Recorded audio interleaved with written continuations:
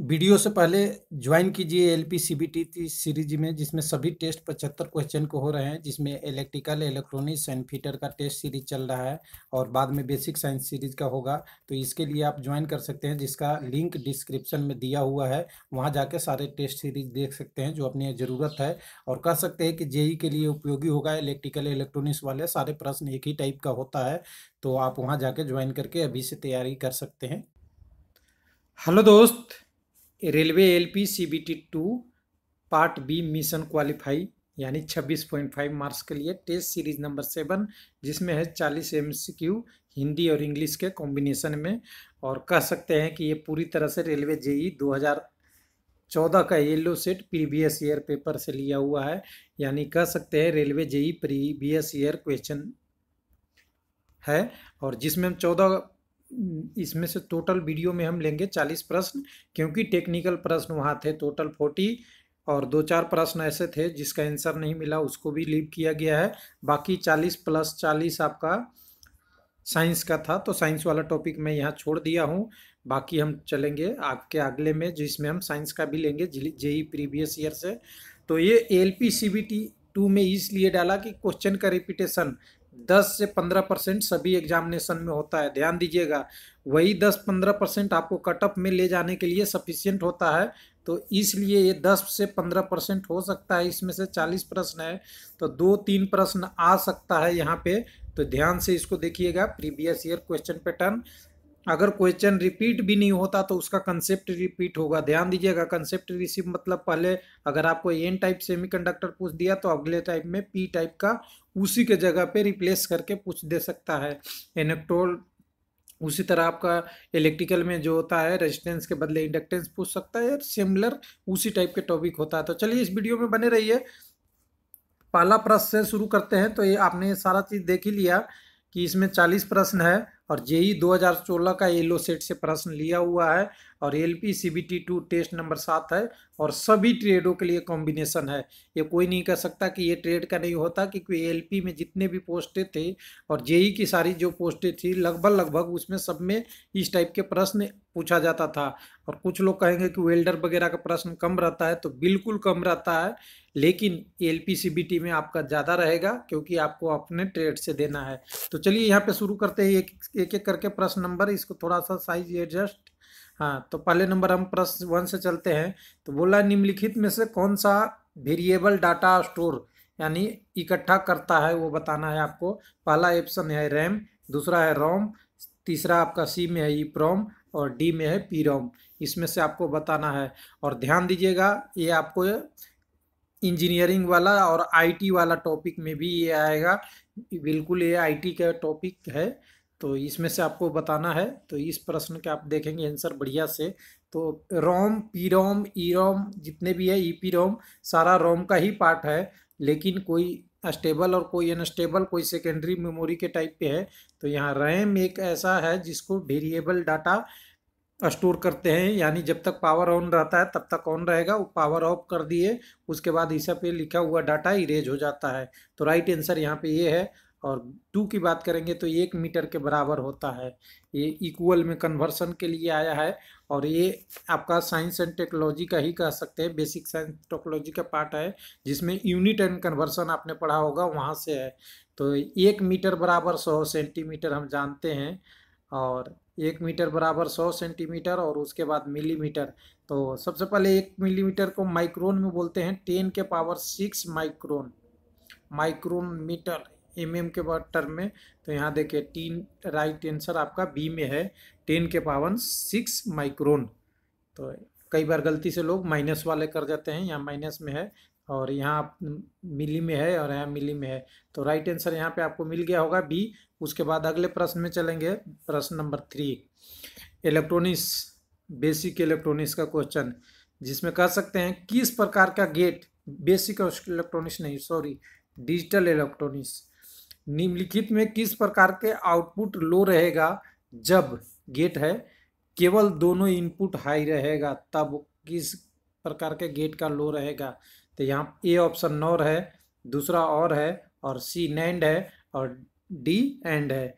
तो हमने पिछली वीडियो में जो हमने टेस्ट सीरीज 6 बात किया था, उसमें भी बात किया था इस टाइप के कंसेप्ट को, लेकिन वहाँ पे ये क्वेश्चन का आउटपुट और इनपुट के टर्म में थोड़ी वेरिएशन था, तो इसको बताना है उसमें, लेकिन यहाँ हमें प्रश्न को हल करना पड़ेगा।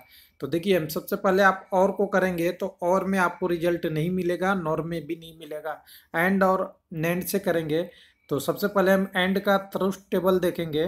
तो एंड क्या होता है, 0 0, आउटपुट क्या होता है 1, 0.1 बराबर क्या होता है 1 0, 1 0 0 और 1 1 1 इनपुट, यानी दोनों इनपुट 1 रहेंगे तो आउटपुट मिलेगा, पहला ही सॉरी उल्टा हो रहा है, तो 0 0 1 ये आपको आउटपुट मिल रहा है।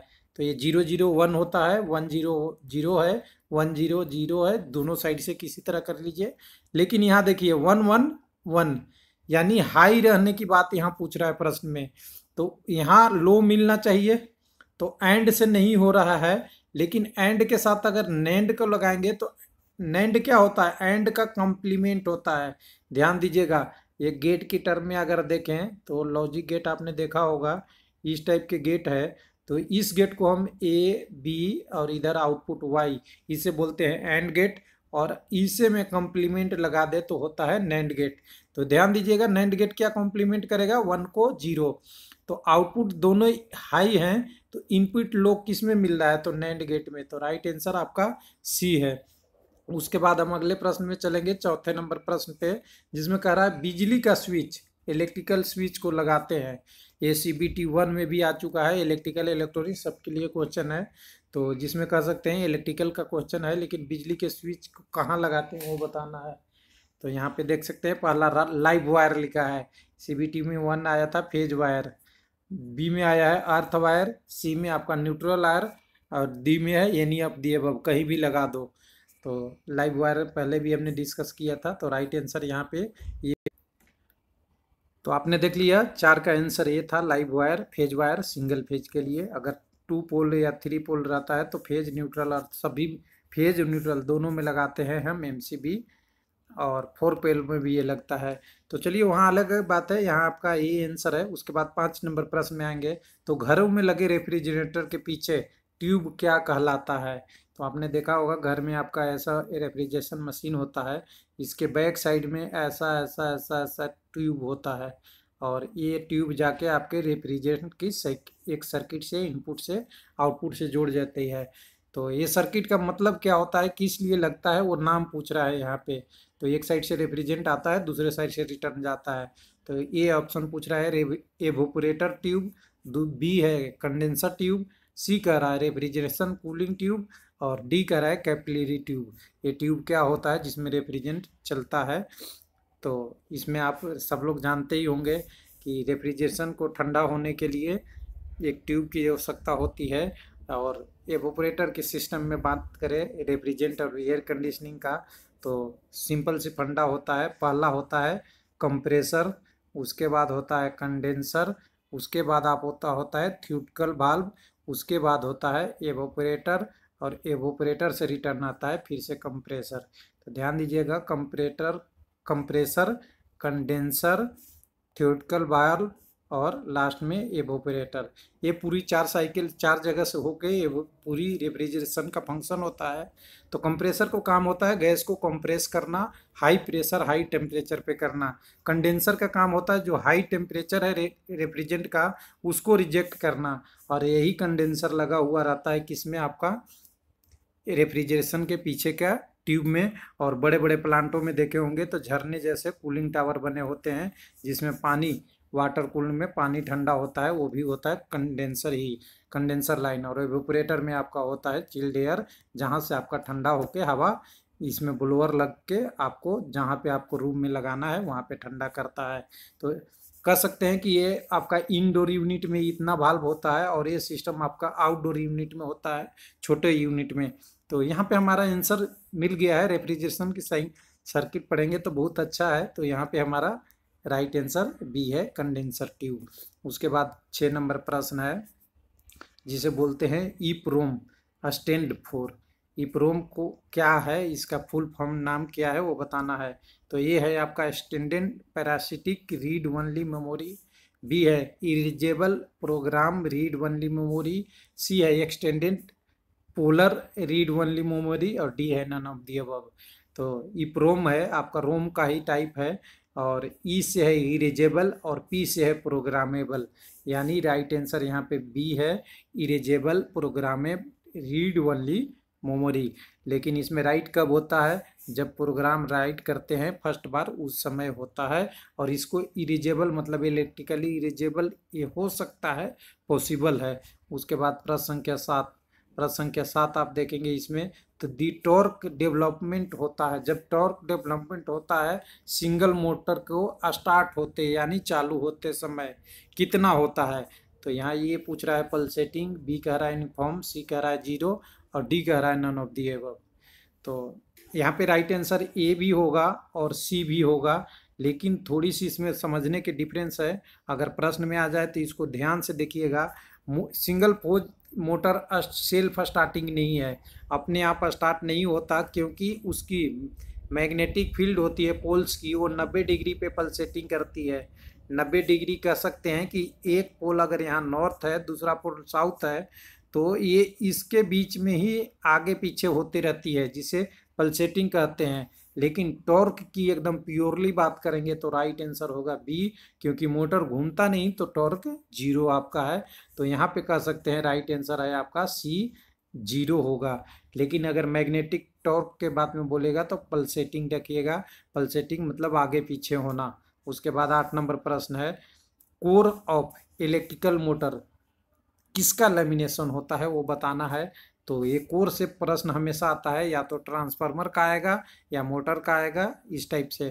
तो कोर क्या होता है, लेमिनेटेड होता है, और एक लेमिनेशन एक पाथ होता है, उसका लेमिनेशन का साइज 0.5 mm या 0.35 mm से 0.5 mm मोटाई में होता है, और दोनों के बीच में बर्निश भर दिया जाता है।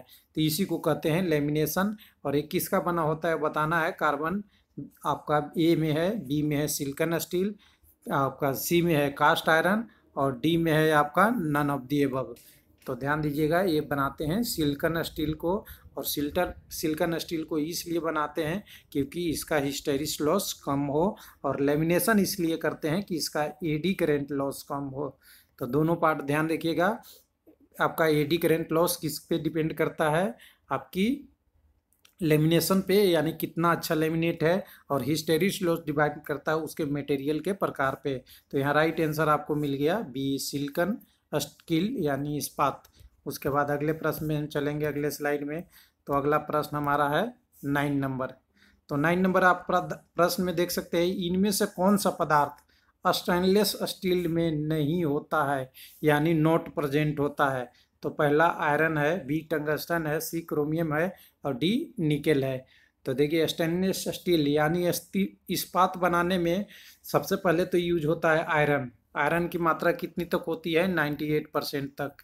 उसके बाद मिलाया जा सकता है कार्बन, उसके बाद मिलाया जा सकता है टंगस्टन, उसके बाद मिलाया जा सकता है क्रोमियम, और ये क्वांटिटी कम कम होती है। लेकिन निकेल नहीं मिलाया जाता आयरन बनाने के, इस्पात बनाने की प्रक्रिया में। तो राइट आंसर यहाँ पे है डी कार्बन, टंगस्टन और क्रोमियम और आयरन, ये है इस्पात का प्रॉपर्टी है। और कई जगह मैग्नीशियम भी थोड़े बहुत मिलाया जाता है, लेकिन निकल का भी नहीं मिलाया जाता। तो ये हमारे प्रॉपर्टी के अनुसार से है आपका। उसके बाद 10 नंबर प्रश्न, तो यहाँ राइट आंसर आपको मिल गया होगा डी। उसके बाद 10 नंबर प्रश्न में देखें, दो पटरियों के बीच डिस्टेंस यानी दूरी होता है ब्रॉड गेज में। तो भारत में 3 टाइप की रेल चलती है, ब्रॉड गेज, मीटर गेज और नैरो गेज। ये 3 टाइप की है। तो नैरो गेज करीब करीब समाप्त होने की स्थिति में है। मीटर गेज अभी भी कुछ जगहों पे चल रही है, लेकिन ये भी समाप्त हो जाएगा। लेकिन सबसे ज़्यादा चलता है ब्रॉड गेज। तो ब्रॉड गेज की 2 पटरियों की दूरी, यानी एक पटरी से दूसरी पटरी के बीच में दूरी बताना है आपको। तो यहाँ ये है 1676 mm, बी है 1000 mm, सी है 762 mm और डी है 1676 सेंटीमीटर। तो वो आपको बताना है 1676 सेंटीमीटर में है। तो राइट आंसर इसमें से कौन सा है। तो कई बार मैंने से पूछा है लोगों से, राइट आंसर डी बता दिया करते हैं, लेकिन ध्यान दीजिएगा सेंटीमीटर नहीं mm होता है। राइट आंसर यहाँ पे ये है। तो इसका भी आंसर आपको मिल गया, ये 1676 mm। उसके बाद 11 नंबर प्रश्न है, टाइम कांस्टेंट होता है आरएल सीरीज सर्किट में। इलेक्ट्रिकल का बहुत महत्वपूर्ण प्रश्न है, आरएल सी सीरीज या पैरेलल सर्किट, उसमें टाइम कांस्टेंट को पूछ रहा है क्या होता है। तो पहला ये है L by R second, B है एल आर सेकेंड, दूसरा है एल बाई आर सेकेंड, तीसरा है एल स्क्वायर आर सेकेंड, और डी है आपको R L R square second. तो टाइम कांस्टेंट बराबर एल बाई आर सेकेंड होता है, राइट आंसर आपका बी है।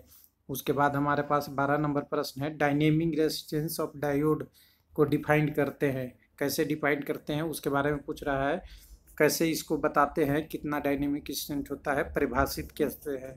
तो ये आपका है ratio of a small change in voltage to a small change in current, B है ratio of a small change in voltage to a square change of a small current, C है ratio of applied voltage to current, और D है none of the above. तो dynamic resistance के बाद अब जब current circuit में बात करेंगे आप, तो डायोड के सर्किट में ऐसा कुछ सर्किट आपको डायग्राम होता है, इसे IS बोलते हैं और इसे VS बोलते हैं, और डायोड का एक नी पॉइंट होता है इस टाइप से। तो इस वाले करेक्टरिस्टिक्स को कलर एक बार मैं चेंज कर दूं तो थोड़ी अच्छी से होगा।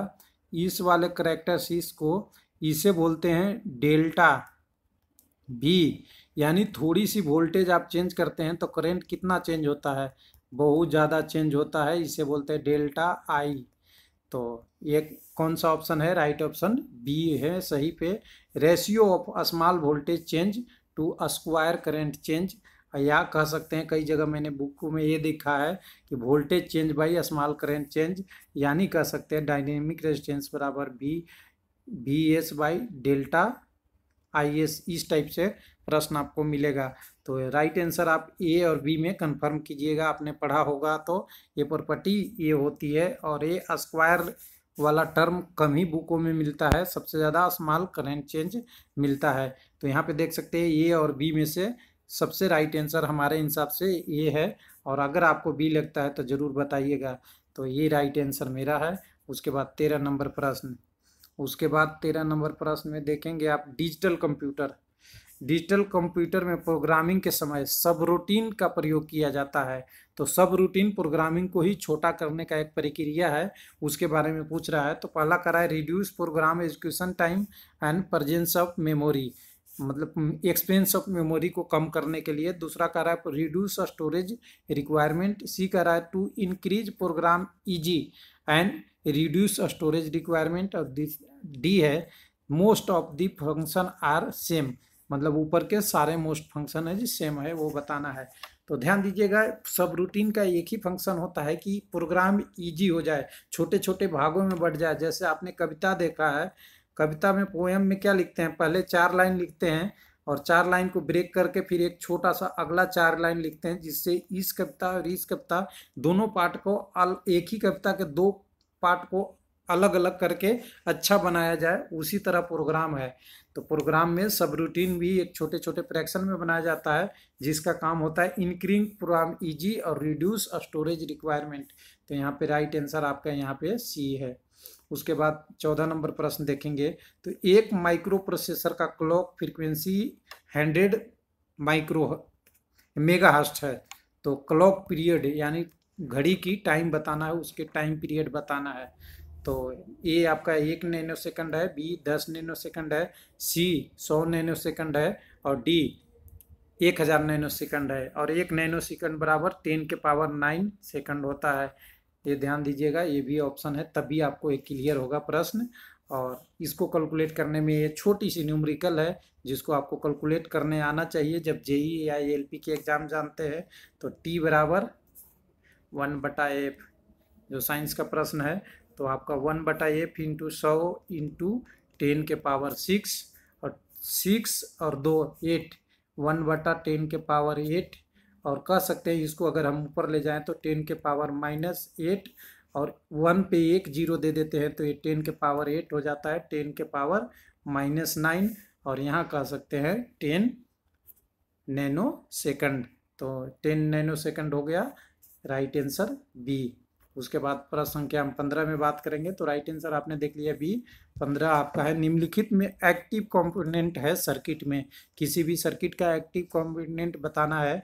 तो यहाँ ट्रांजिस्टर है, रजिस्टर है, कैपेसिटर है और इंडक्टर है। तो एक्टिव होते हैं इलेक्ट्रॉनिक्स वाले, इलेक्ट्रिकल वाले होते हैं पैसिव। तो पैसिव में तीन ही कंपोनेंट आता है, रजिस्टर, कैपेसिटर, इंडक्टर। उसके बाद जितने भी इलेक्ट्रॉनिक्स का डिवाइस होता है वो आपका एक्टिव में आता है। तो राइट आंसर यहाँ पे आपका ए है। उसके बाद 16 नंबर प्रश्न जिसमें पूछ रहा है in a PNP transistor majority carrier is are, मतलब अधिकतम संख्या में क्या होता है वो बताना है चार्ज के रूप में। तो पहला आप कह रहा है कि होल, बी कह रहा है इलेक्ट्रॉन, सी कह रहा है ए एंड बी और डी कह रहा है नन ऑफ दी अबव। तो यहाँ आपको बताना है इसमें अधिकतम क्या होता है। तो देखिए पी एन पी यानी पी यहाँ पे डोमिनेंट है और पी में क्या होता है होल, राइट आंसर है ये। और अगर पूछ दिया जाए एन पी एन में क्या होगा तो यहाँ होगा इलेक्ट्रॉन। तो इस टाइप से आपको टॉपिक 1 से 2 करना है और राइट आंसर आप एक बार देखते चले। ये होल है, कुछ लोग बोलते हैं इस पे राइटिंग करने से हमें दिखता नहीं, तो एक बार मैं दोबारा इसीलिए प्रश्न को आपको दिखाता हूँ। उसके बाद अगले प्रश्न में हम चलेंगे 17 नंबर।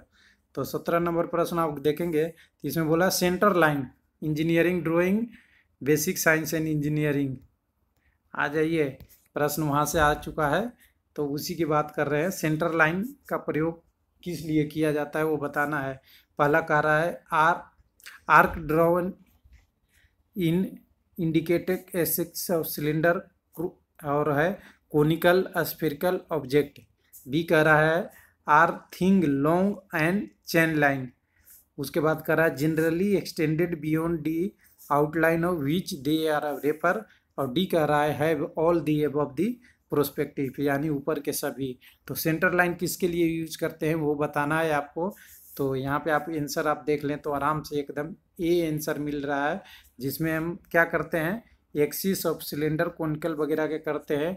और सेंटर लाइन होता कैसे है तो long dash dot long dash dot long dash और ये लाइन होती है थीन, ठीक नहीं पतला लाइन होता है। ध्यान दीजिएगा, जब आपने पढ़ा था मैंने इसके लिए वीडियो बना रखा है, आप बेसिक ऑफ साइंस इंजीनियरिंग का देख सकते हैं, जिसमें टोटल एक प्ले लिस्ट के रूप में हमने इंजीनियरिंग ड्राइंग के 8 वीडियो ऑलरेडी बना रखे हैं, वो भी आप देख सकते हैं। तो ये थीन लाइन है और इसके डॉट और ये बड़े वाले लाइन का 5:1 होता है।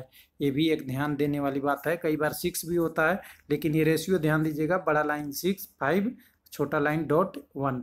तो उसके बाद हमारे पास 16 नंबर प्रश्न है क्रिम्पिंग और क्रिम्पिंग पैदा होता है इनमें से किस में वो बताना है।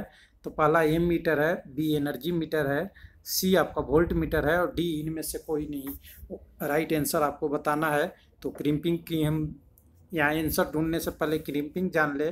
तो एक ऐसा अल्मुनियम का डिस्क आपने देखा होगा मीटरों में जो बिना लोड के अगर चलता है, तो बिना लोड के नो लोड पे, तो इस इफेक्ट को बोलते हैं क्रिम्पिंग।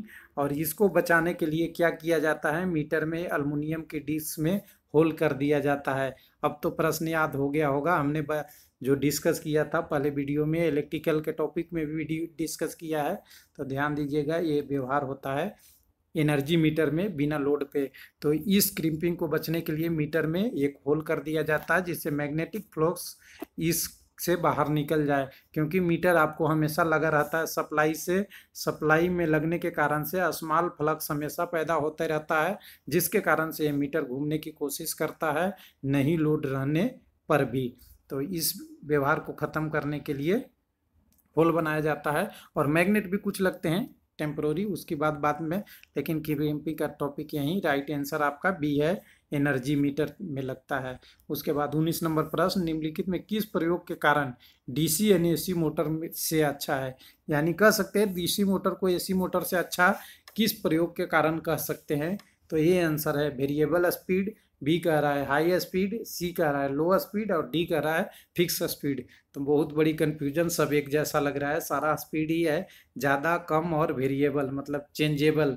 तो ध्यान दीजिएगा डीसी मशीन का स्पीड कंट्रोल आपने सुना होगा, वाइड होती है, बहुत ज़्यादा स्पीड है। यानी कह सकते हैं डीसी मशीन को आप 500 आरपीएम से लेके 3000 आरपीएम तक कंट्रोल एक ही मशीन को कर सकते हैं बहुत इजीली से। लेकिन एसी मशीन को करने के लिए पूरी कंस्ट्रक्शन को चेंज करना पड़ेगा।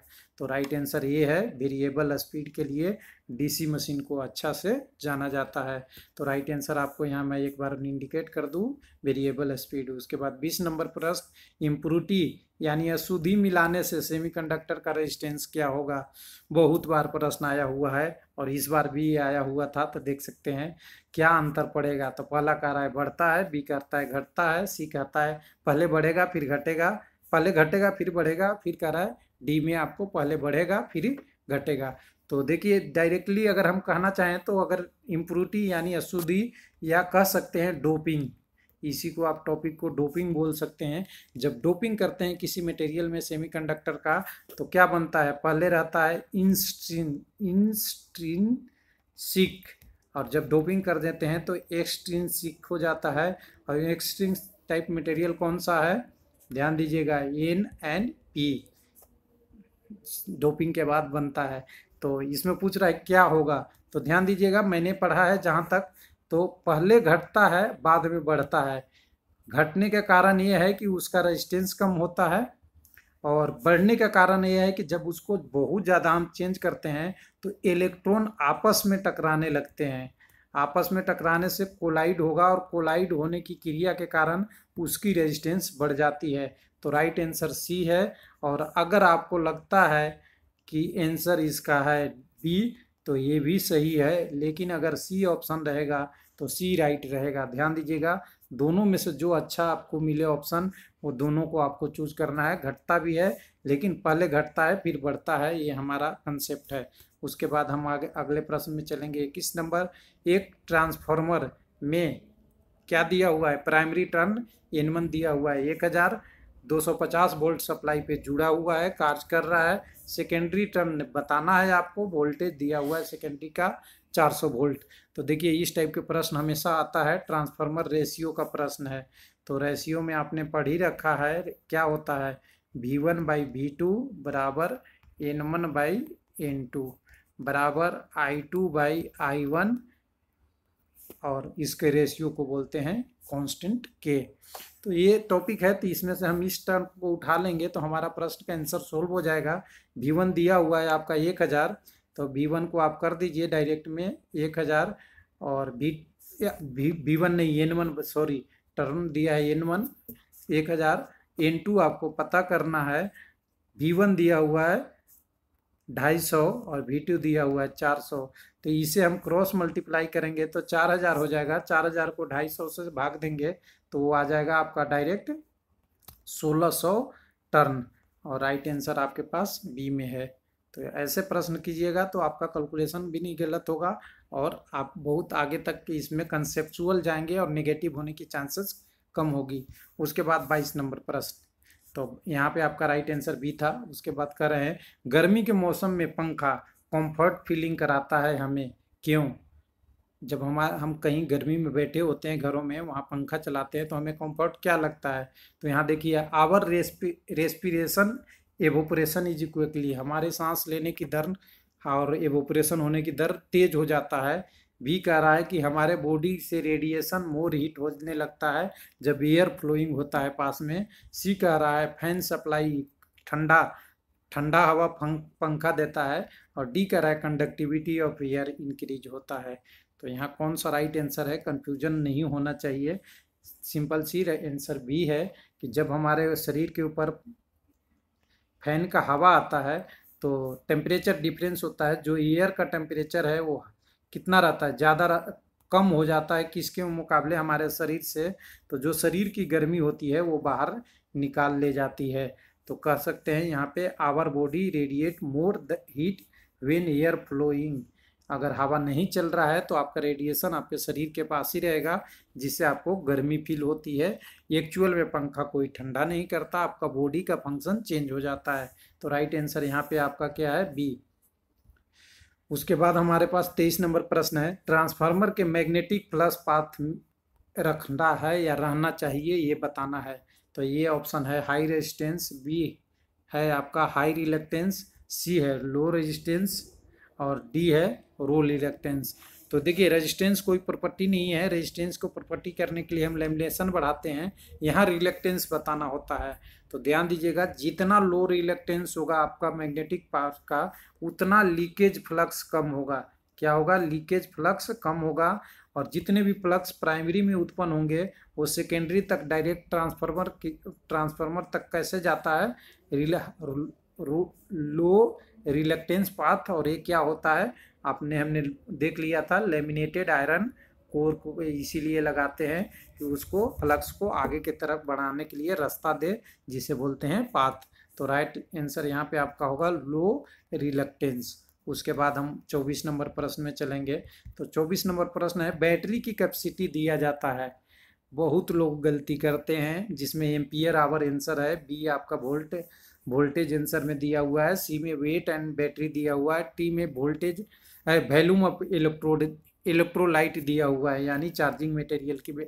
तो कई लोग कहते हैं जितना बड़ा बैटरी होगा उतना भारी होगा, उतनी कैपेसिटी ज़्यादा होगा। कुछ लोग बोलते हैं वोल्टेज ज़्यादा है, 12 वोल्ट की बैटरी नहीं 24 वोल्ट की बैटरी है, बहुत अच्छा है। तो कुछ लोग बोलते हैं इलेक्ट्रोलाइट चार्ज ज़्यादा है तब भी ज़्यादा है। कुछ लोग बोलते हैं एम्पियर आवर होता है। तो दी हाँ, एम्पियर आवर ही सही रेटिंग है, क्योंकि बैटरी की कैपेसिटी एएच में होती है, और ये 160 एएच 220 एएच इस टाइप की बैटरी की कैपेसिटी होती है। सही में ये सही है। तो राइट आंसर आपका यहाँ पे आपका आ गया ए। उसके बाद हम 24 नंबर के बाद अगले प्रश्न में चलेंगे, अगले स्लाइड का। तो अगले स्लाइड में हमें मिलेगा 25 नंबर प्रश्न, जिसमें कह रहा है flow in pipe is laminar if the Reynold number is. किसका है? अप्लाइड मैकेनिक्स टाइप से प्रश्न है, और एक इसमें पूछा जाता है मैकेनिकल का प्रश्न है, वो बताना है। तो यहाँ कह रहे हैं कि पाइप में अगर लेमिनेट फ्लो है, रेनॉल्ड नंबर कितनी होगी तब बताना है। ये आंसर है लेस देन 2000, बी है 2000 से 4000, 4000 से 6000 सी है, और डी है मोर देन 6000। तो ये इसका यूनिट नहीं होता रेनॉल्ड नंबर का, ये ध्यान दीजिएगा। तो लेस देन 2000 होगा तो अब ये फ्लो लेमिनर होगा पाइप में। और कई जगह ये 2000 के 2100 लिखा हुआ आपको मिल जाएगा, कहीं देखिएगा तो 2100 से अगर कम है तो ये लेमिनर होता है। और टर्बुलेंट कब होता है? टर्बुलेंट, ध्यान दीजिएगा, ये भी एक आता है प्रश्न। तो इसमें अगर 4000 से ज़्यादा होगा रेनॉल्ड नंबर तो फ्लो आपका टर्बुलेंट हो जाता है। दोनों प्रश्न आते हैं, तो यहाँ से 2 प्रश्न आपको मिल गए। ये है आपका लेमिनेट फ्लो का, और ये है टर्बुलेंट फ्लो का। उसके बाद प्रश्न संख्या हमारे पास अगला है 26। तो 26 में आपका देख सकते हैं, एक बार एडजस्ट कर लिया जाए। इसमें पूछ रहा है आइसेंट्रोपिक प्रोसेस, यानी प्रक्रिया हमेशा होता है। इसमें 4 ऑप्शन है। पहला है इरिवर्सिबल और एडिएबेटिव, यानी स्थिरोष्म, नहीं बदलने वाला, स्थिर रहने वाला। उसके बाद रिवर्सिबल, आइसोथर्मल। तीसरा का रहा है फ्रिक्शनलेस, और चौथा डी है रिवर्सिबल और एडियाबेटिक। तो ध्यान दीजिएगा, इसमें से राइट आंसर आपको चुन के निकालना है। और ये भी आपका मैकेनिक्स का ही प्रश्न है, और कह सकते हैं डीजल मैकेनिक टाइप में भी कई बार आता है। आरएसी में भी इस टाइप के प्रश्न पूछे जाते हैं, रेफ्रिजरेंट एंड एयर कंडीशनिंग में। तो ये आपको प्रोसेस को बताना है।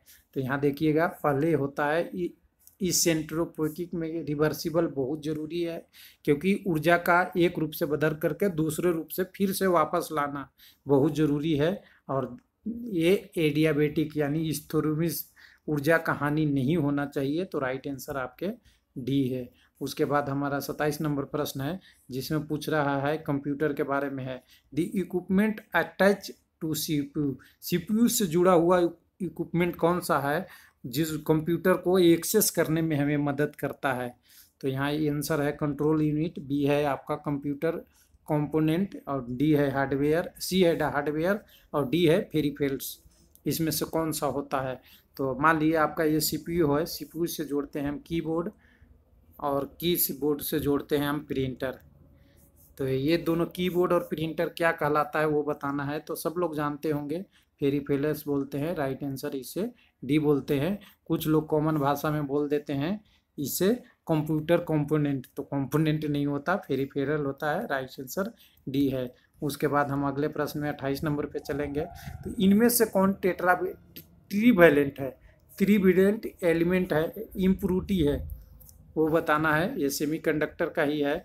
तो यहाँ देखिए पहला ये है बोरोन, बी है इंडियम, सी है एल्युमिनियम और डी है सभी। एक प्रश्न आपको इम्प्रूरिटी से टेट्रावैलेंट या पेट्रावैलेंट, एन टाइप और पी टाइप मटेरियल से आना ही है अगर आप इलेक्ट्रॉनिक्स से रिलेटेड कहीं भी एग्जाम देने जाते हैं तो यहाँ पे आपको बताना है इनमें से क्या है। तो सबसे पहले हम एक कंसेप्ट आप डेवलप कर लेते हैं। ट्रीवैलेंट की कहीं अगर बात कर लिया जाए, अगर पूछा जाए कि जिससे हमें एक्सेप्टर टाइप की इम्प्यूरिटी कौन सा बनेगा, एक्सेप्टर टाइप के इम्प्यूरिटी या पी टाइप मटेरियल कब बनेगा, तो इसके लिए आप याद कर लीजिए ABGI लिख लें आप कहीं पे।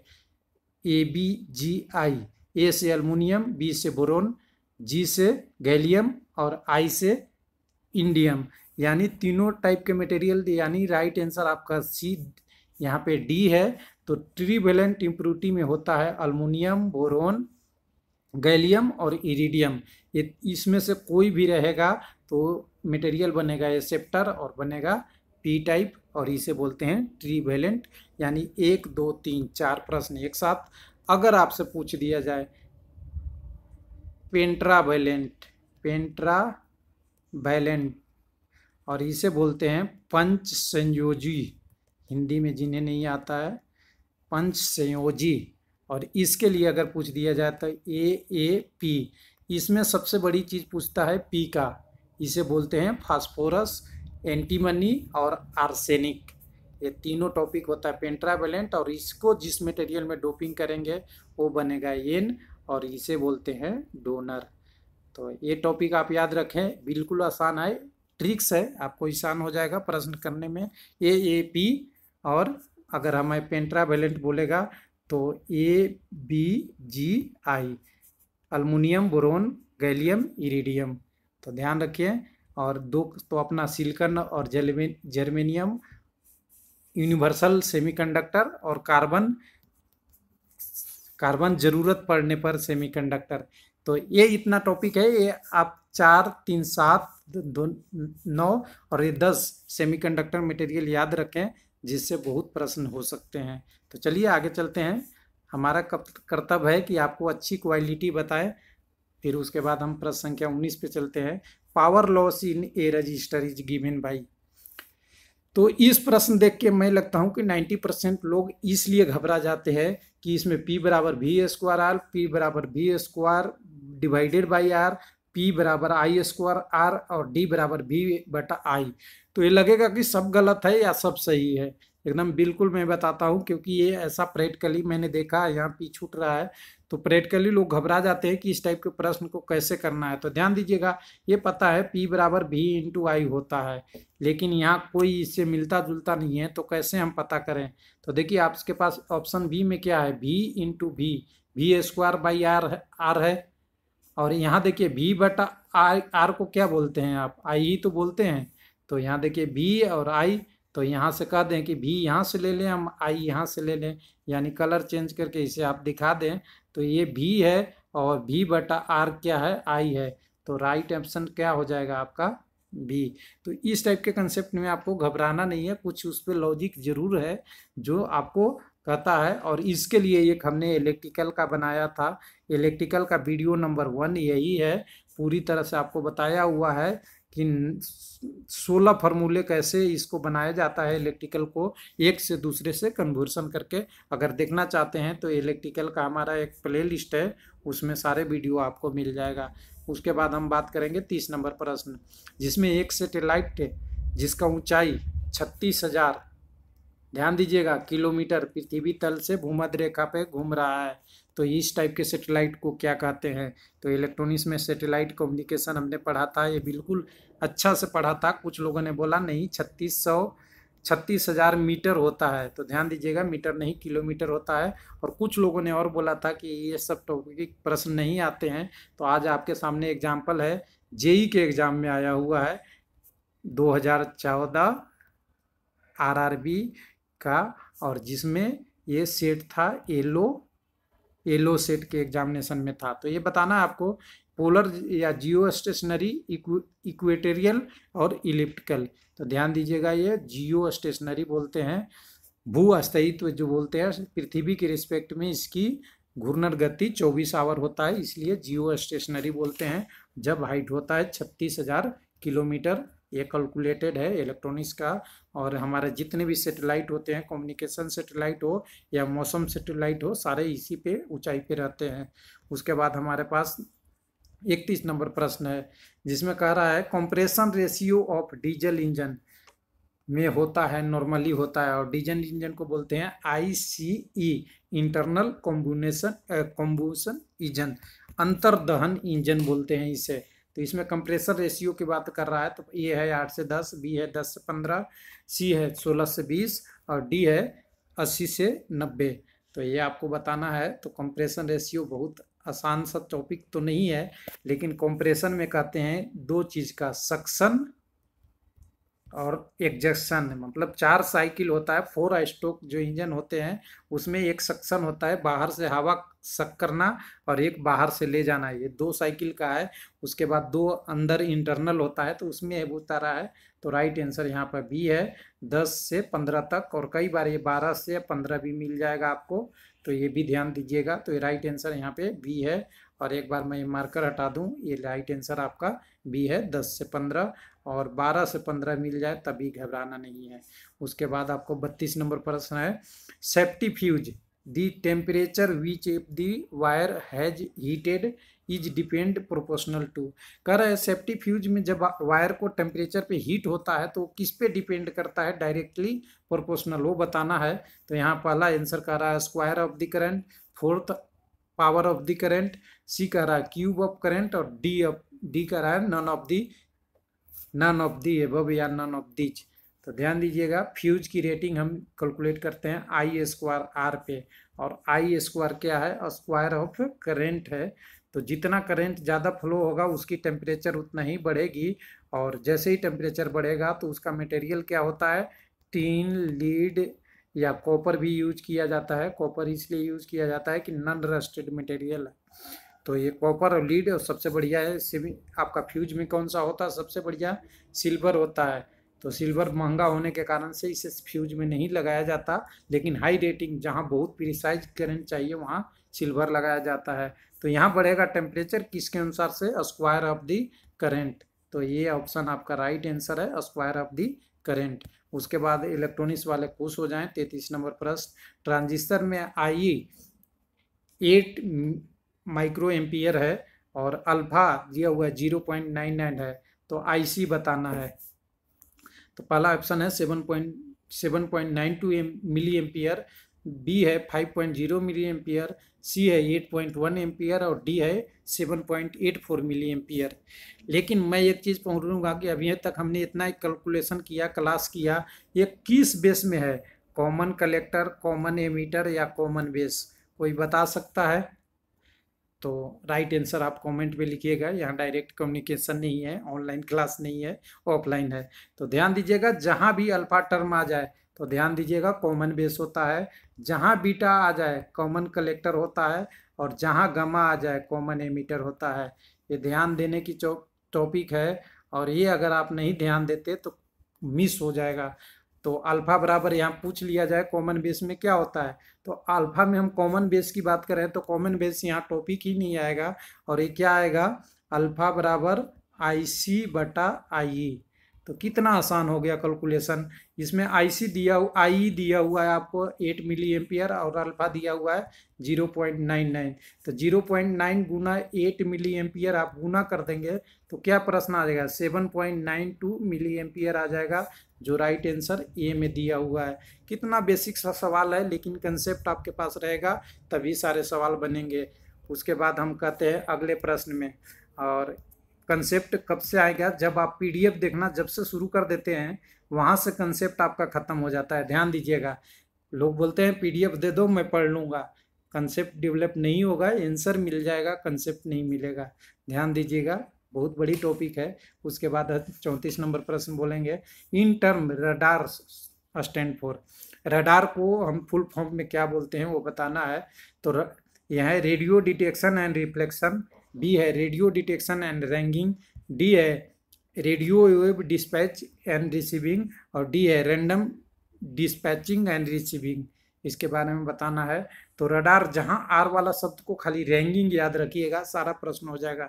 Radio detection and ragging, right answer आपका बी है। उसके बाद 35 नंबर प्रश्न में चलेंगे, और पहले भाई एक बार आंसर जिनको दिखता नहीं है मार्कर से उनके लिए बी। उनके बाद 35 नंबर प्रश्न, ये इंस्ट्रूमेंट का प्रयोग होता है मापने के लिए शाफ्ट का इंटरनल और एक्सटर्नल डायमीटर। किसका है सवाल? फीटर का। और ये बार बार प्रश्न रिपीट होने वाला है फीटर का। तो प्रश्न का लेवल यहाँ आप देखेंगे तो कोई भी ऐसा प्रश्न नहीं है जो बहुत डीप में गया है। सब प्रश्न आपको ओवरव्यू दिया हुआ है सारे ट्रेडों का, क्योंकि सबको पता हो कि ये प्रश्न आसानी से हो जाए। तो यहाँ पे इंस्ट्रूमेंट को मापन करने इंटरनल और बाहर का बताना है। तो ये है inside micrometer, in micrometer, outside micrometer, vernier caliper, और डी है आपका स्लिप गेज। तो ये सभी को पता होता है। वर्नियर क्लिपर से हम क्या किसी भी शाफ्ट के इनसाइड और आउटसाइड या इवन हम किसी गोल शाफ्ट सरफेस के बीच में का डायमीटर मापते हैं, किससे? वर्नियर क्लिपर से।